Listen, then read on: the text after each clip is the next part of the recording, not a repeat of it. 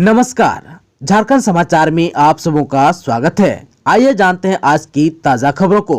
इससे पहले आपने चैनल को सब्सक्राइब नहीं किया है तो प्लीज चैनल को सब्सक्राइब कर बेल आइकन को प्रेस कर दीजिए ताकि खबरों का अपडेट आपको मिलता रहे। आइए बढ़ते हैं खबरों की ओर।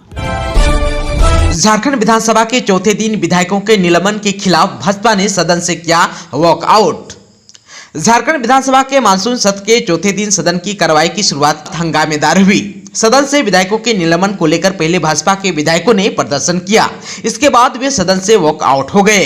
सत्र की शुरुआत में दिन के 10:30 पर जैसे ही भाजपा विधायक विधानसभा पहुंचे, केसरिया पारंपरिक पोशाक पहने बीजेपी विधायक सीढ़ियों पर बैठकर जमकर हंगामा किया। इस दौरान सभी विधायक हाथों में कटआउट्स थामे सरकार विरोधी नारे लगाए। इस दौरान विधायकों को निलंबन मुक्त करने, झारखंड राज्य को सूखाग्रस्त का दर्जा दिए जाने की मांग के साथ मौजूदा सरकार पर राज्य का इस्लामीकरण करने का आरोप लगाया। डायन बिसाही के आरोप में दोहरे हत्याकांड मामले में गुमला में 19 महिला आरोपियों को उम्र कैद की सजा। गुमला जिले के भरनोल थाना स्थित करोंदा जोर टुकटोली निवासी वर्जीनिया इंदवार और इग्नेशिया इंदवार की डायन बिसाही के आरोप में हत्या के मामले में बुधवार को एडीजे 1 दुर्गेश चंद्र अवस्थी की अदालत में फैसला सुनाया गया। जज ने हत्या के 19 नामजद आरोपियों को वीडियो कॉन्फ्रेंसिंग के माध्यम से आजीवन कारावास की सजा सुनाई। वहीं 25-25 हजार रुपये का जुर्माना भी लगाया गया। जुर्माना की राशि नहीं देने पर एक साल अतिरिक्त सजा भुगतनी पड़ सकती है। आप सबको को बता दूं कि उम्र कैद की सजा पाए सभी महिलाएं अभियुक्त हैं। जेएमएम के नेता पंकज मिश्रा की न्यायिक हिरासत अवधि बढ़ी, अब 18 को होंगे पेश। जेएमएम के नेता पंकज मिश्रा की न्यायिक हिरासत अवधि कोर्ट ने बढ़ा दी। अब इन्हें 18 अगस्त को पेश होने को कहा गया है। बता दें कि टेंडर मैनेज करने को लेकर मनी लॉन्ड्रिंग मामले में गिरफ्तार पंकज मिश्रा इन दिनों रिम्स में इलाजरत है। ईडी ने उन्हें गिरफ्तार किया है। निलंबित आईएएस पूजा सिंघल की जमानत याचिका खारिज।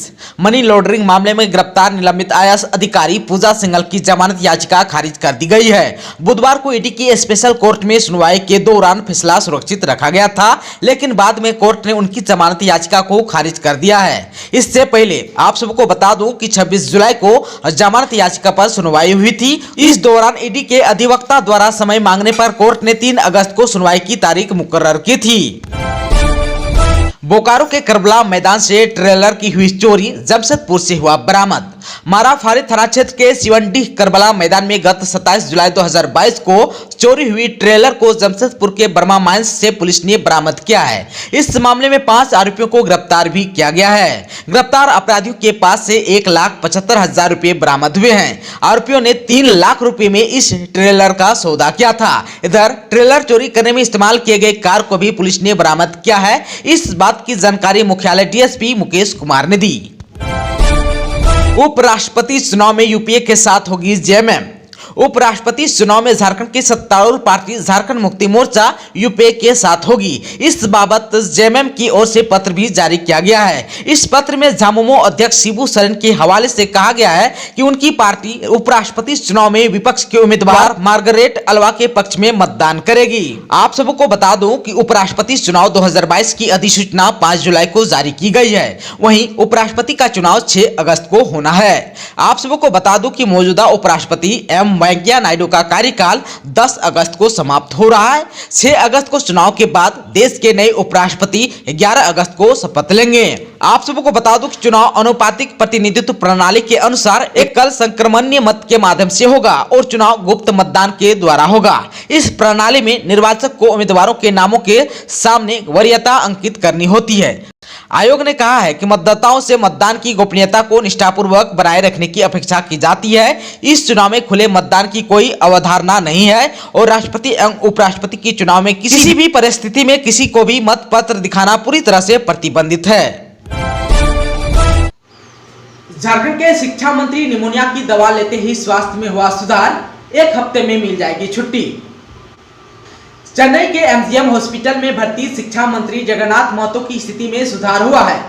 वायरल निमोनिया की दवा शुरू होते ही सांस लेने की समस्या और ऑक्सीजन सैचुरेशन की स्थिति ठीक हुई है। इलाज कर रहे फेफड़ा ट्रांसप्लांट विशेषज्ञ डॉक्टर अफार जिंदल ने बताया कि चेन्नई आने के बाद उनके स्वास्थ्य की पूरी जांच की गई और रिव्यू किया गया। जांच में स्पष्ट हो गया कि वायरल निमोनिया की समस्या है जो कि माइल्ड है। ऐसे में ज्यादा चिंता की बात नहीं है। कृत्रिम ऑक्सीजन की जरूरत नहीं है। 1 सप्ताह बाद दोबारा उनके स्वास्थ्य की रिव्यू किया जाएगा, जिसके बाद अस्पताल से छुट्टी कर दी जाएगी।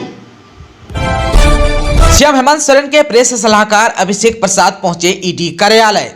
अवैध खनन मामले में फंसे सीएम हेमंत सोरेन के मीडिया सलाहकार अभिषेक प्रसाद उर्फ पिंटू ईडी कार्यालय पहुंचे। अब इनसे पूछताछ की जाएगी। बताते चले कि ईडी ने 1 अगस्त को ही कार्यालय बुलाया था। इसके बाद अभिषेक प्रसाद ने ईडी कार्यालय में हाजिर होने के लिए समय मांगा था। झारखंड में मैट्रिक और इंटर की संपूरक परीक्षा यानी कि सप्लीमेंट्री एग्जामिनेशन 17 अगस्त से शुरू होंगी। मैट्रिक की परीक्षा 17 से 23 अगस्त तक होगी, वहीं इंटरमीडिएट की परीक्षा 17 से 25 अगस्त तक होगी।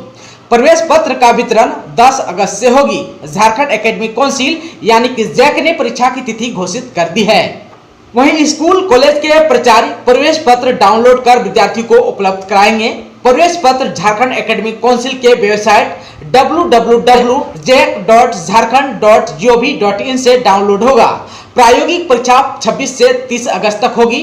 प्रायोगिक परीक्षा और आंतरिक मूल्यांकन का प्राप्तांक 27 से 30 अगस्त तक अपलोड किया जा सकेगा।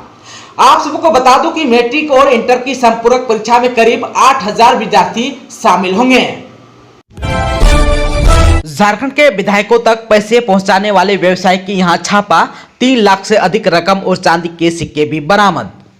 झारखंड कांग्रेस विधायकों के कार से कुछ दिन पहले कोलकाता के रानी मोड़ से 49,37,000 रुपए कैश बरामद हुए थे। इस मामले में 5 आरोपी जिसमें राज्य के 3 विधायक राजेश कश्यप, नमन विंसल कोंगाड़ी, इरफान अंसारी भी शामिल थे। अब जो है इस मामले की जांच सीआईडी कर रही है। सीआईडी ने आरोपी विधायकों तक मोटी रकम पहुंचाने के आरोप में मंगलवार को लाल बाजार की बीकानेर बिल्डिंग में स्थित व्यवसायी महेंद्र अग्रवाल के दफ्तर में छापेमारी की। करीब 4 घंटे तक चली छापेमारी में उनके दफ्तर से 3,31,700 रुपए नगद और चांदी के 250 सिक्के जब्त किए गए। साथ ही बैंक के कागजात, कुछ पासपोर्ट, दफ्तर के इलेक्ट्रॉनिक दस्तावेज भी हाथ लगे हैं।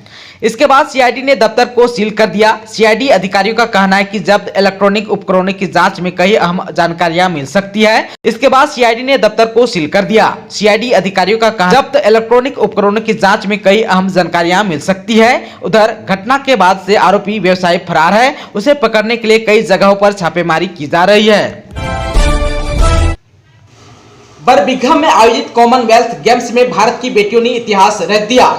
मंगलवार को लॉन बॉल में महिला की टीम फोर्स ने दक्षिण अफ्रीका को 17-10 से हराकर गोल्ड जीता। कॉमनवेल्थ गेम्स के 92 साल के इतिहास में यह पहला मौका है जब भारतीय लॉन बॉल्स महिला टीम ने कोई मेडल जीता है।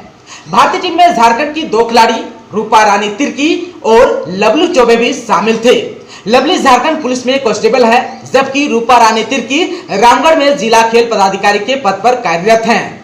इस अवसर पर प्रभात खबर ने व्हाट्सएप कॉल पर झारखंड की दोनों खिलाड़ियों से कॉमनवेल्थ गेम्स में उनके सफर, उनके अनुभव पर भी विशेष बातचीत की। जमशेदपुर में 3 डॉक्टर बच्चे सहित 48 पॉजिटिव। जमशेदपुर में इस बार सबसे ज्यादा डॉक्टर और बच्चे कोरोना पॉजिटिव हो रहे हैं। मंगलवार को 751 लोगों की जांच की गई, जिसमें 48 लोग कोरोना पॉजिटिव पाए गए। इसमें 3 डॉक्टर, 18 साल से कम उम्र के 3 बच्चे और 4 परिवार के 2 से 3 लोग शामिल हैं। जिस तरह से बच्चे कोरोना पॉजिटिव हो रहे हैं, इससे स्वास्थ्य विभाग की परेशानी बढ़ रही है। मंगलवार को सबसे ज्यादा टेल्को के 14 लोग पॉजिटिव पाए गए। वहीं जिले में 28 लोग कोरोना से ठीक हुए। एक्टिव केस की संख्या अब 350 पर पहुंच गई है। देश में पिछले 24 घंटे में कोरोना के 17,135 नए केस, जबकि 47 लोगों की हुई है मौत। भारत में कोरोना के मामले लगातार बढ़ रहे हैं। पिछले 24 घंटे में कोरोना के 17,135 नए मामले सामने आए हैं, जिसके बाद देश में कुल संक्रमितों की संख्या बढ़कर 4,40,67,144 हो गई। वहीं संक्रमण से 47 और लोगों की मौत के बाद मृतकों की संख्या बढ़कर 5,26,477 पर पहुंच गई है। भाजपा के विधायक दल के नेता बाबूलाल मरांडी ने कहा कि पश्चिम बंगाल की ममता बनर्जी और राज्य में हेमंत सोरेन की सरकार भ्रष्टाचार में डूबी है। दोनों ही सरकार में केवल लूट मची हुई है। ममता की सरकार में एक मंत्री के पास नोट का पहाड़ मिलता है, तो झारखंड में सीएम के प्रतिनिधि से लेकर सहयोगियों पर आरोप लगे हैं। राज का पत्थर, बालू, खनिज की लूट हो रही है। भ्रष्टाचार के मामले हर दिन सामने आ रहे हैं। हेमंत सोरेन का विपक्ष पर जोरदार प्रहार, कहा षड्यंत्र के तहत हो रहा है काम। झारखंड विधानसभा के मानसून सत्र के तीसरे दिन यानी मंगलवार 2 अगस्त 2022 को सीएम हेमंत सोरेन ने विपक्ष पर जमकर निशाना साधा। सीएम ने लगातार दूसरे दिन भी भाजपा पर हमला बोला। पत्रकारों से बातचीत करते हुए सीएम श्री सोरेन ने सदन में भाजपा के विधायकों के निलंबन पर कहा कि इस विषय का सही जवाब तो स्पीकर ही बता सकते हैं, लेकिन जो आचरण देखने को मिला, कहीं न कहीं ये लोग सुनियोजित षड्यंत्र के तहत यह काम कर रहे हैं। मुख्यमंत्री ने यह बात विधानसभा में पत्रकारों के सवालों के जवाब में कही।